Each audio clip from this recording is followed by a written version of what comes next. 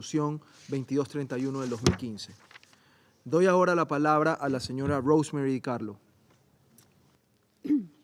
Thank you, Mr. President, for the opportunity to brief the Council on the Joint Comprehensive Plan of Action and the implementation of Resolution 2231. Despite repeated calls on all parties concerned to renew dialogue and engagement aimed at a return to the full and effective implementation of the plan and Resolution 2231, diplomatic efforts remain at a standstill. Nonetheless, the Secretary General still considers that the JCPOA represents the best available option to ensure that the Iranian nuclear program remains exclusively peaceful. In this context, the Secretary General has stressed that it is essential for Iran to reverse steps that are not consistent with its nuclear-related commitments under the plan, in which it has pledged are reversible. He has also underscored that the United States would need to lift or waive its sanctions as outlined in the plan and extend waivers regarding the trade in oil with the Islamic Republic of Iran. In its most recent report, dated 15 November 2023, the International Atomic Energy Agency noted that, unfortunately, its verification and monitoring continues to be, and I quote, seriously affected by Iran's cessation of its nuclear-related commitments under the JCPOA, end quote. The agency is still unable to verify the stockpile of enriched uranium in the country. Nevertheless, the agency estimates that Iran maintains a total enriched uranium in stockpile more than 20 times the allowable amount under the JCPOA. This includes increased quantities of uranium enriched to 20% and 60%. Such a stockpile of enriched uranium remains a very serious concern. Mr. President, I will now turn to the restrictive measures set out in Annex B of Resolution 2231, as reviewed in the Secretary General's 16th report on the resolution. The restrictive measures related to missile activities and transfers, as well as the asset freeze, expired the day after 18 October 2023, in accordance with the resolution. Therefore, the report of the Secretary General covers implementation of those provisions until 18 October. First, on the nuclear-related provisions, no new proposals were submitted to the procurement channel in the last 6 months. The Security Council, however, received 3 notifications submitted pursuant to the nuclear-related restrictive measures for certain activities consistent with the plan. During the reporting period, the United States renewed waivers with respect to nuclear non-proliferation projects foreseen in the plan and the nuclear-related provisions in Annex B to Resolution 2231 for another 180-day period. Second, regarding ballistic missile-related provisions, France, Germany, Iran, Israel, the Russian Federation, and the United Kingdom provided information to the Secretary General and the Council concerning a test flight of a space launch vehicle conducted by Iran in September of this year.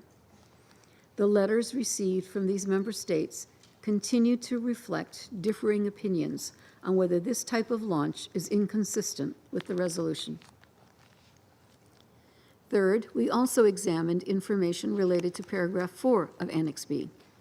This paragraph pertains to the supply, sale, or transfer to or from Iran of all items, materials, equipment, goods, and technology as set out in Council Document S/2015/546, which require prior approval of the Council.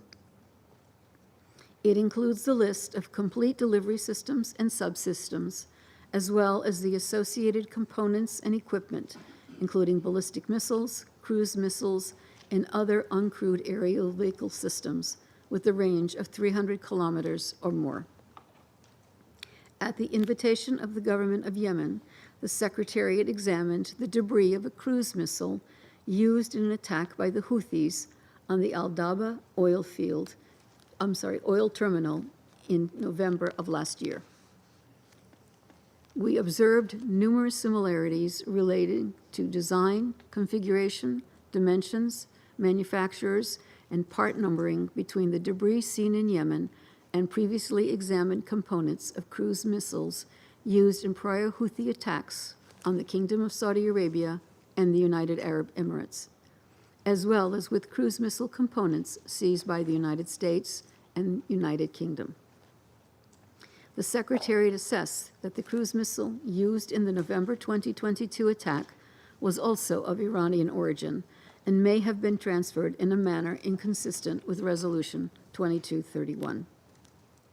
This assessment was subsequently corroborated by the unveiling of a new Iranian cruise missile designated as paved and the release of better images of an Iranian jet engine.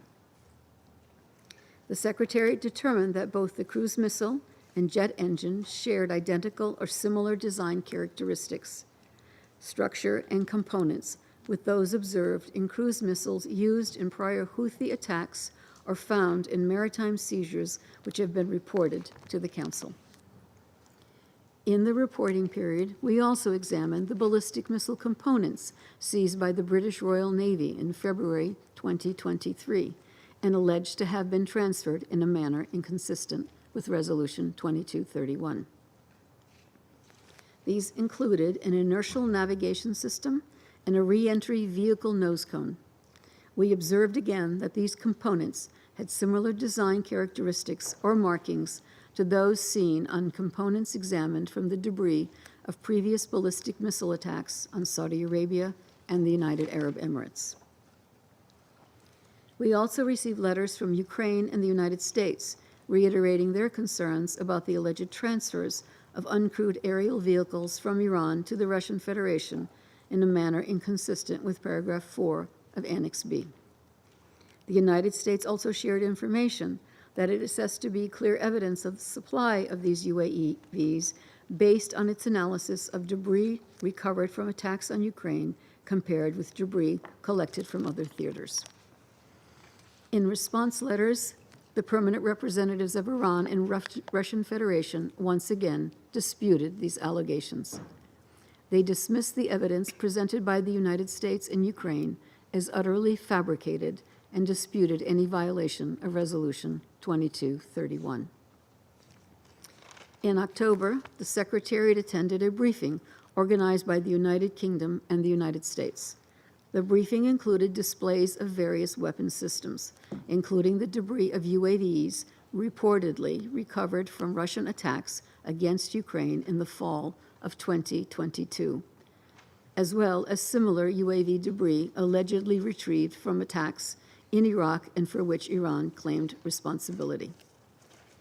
Israel submitted letters regarding multiple launches of ballistic and cruise missiles, as well as uncrewed aerial vehicles by the Houthis in October and November of this year.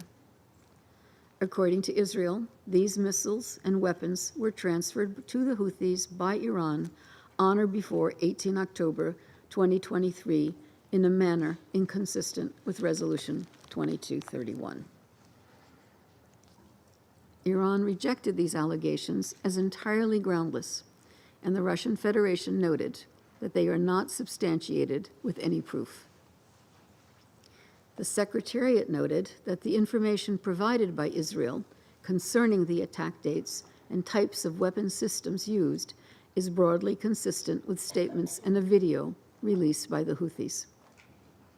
While the Secretariat cannot confirm the authenticity of the video, we did note that the weapon systems displayed in it resemble those used in multiple prior Houthi attacks in which we assess to be of Iranian origin.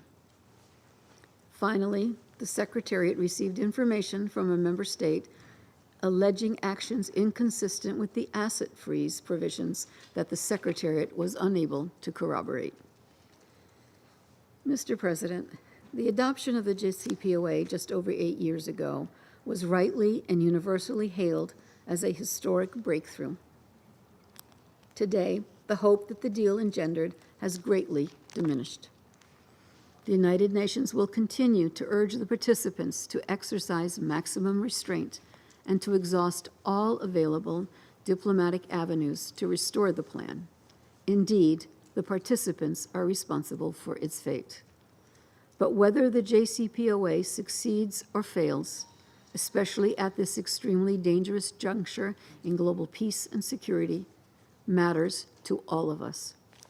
In closing, I'd like to thank Her Excellency Vanessa Fraser for her leadership as facilitator for Resolution 2231, as well as the coordinator of the Procurement Working Group of the Joint Commission for our continued cooperation. Thank you, Mr. President.